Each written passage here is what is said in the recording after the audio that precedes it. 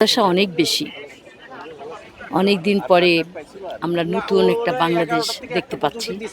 এখানে প্রত্যাশা ব্যবসায়ী মহল থেকে আমি বলতে পারি যে আমাদের ব্যবসা-বাণিজ্য যাতে আরও যতটুকু আছে তার চেয়ে বেশি যাতে হয়।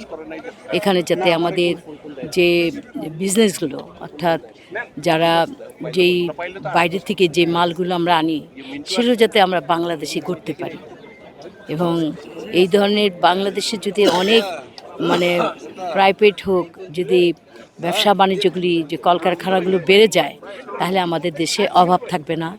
আমার এটাই প্রত্যাশা যাতে আমাদের বেকারত্ব থাকবে না। আমাদের বেকারের যারা লেখাপড়া শিক্ষিত ছেলেপেলে এরা বাইরেও অনেকে যেতে পারে না। তাদের এই বেকারত্বটা যাতে না থাকে, সর্বসেক্টরে যদি এইগুলো ভালো দিকটা হয়, আমি আশা করি যে আমাদের এই সরকার ভালোভাবেই এটা করবে। এটি আমার প্রত্যাশা।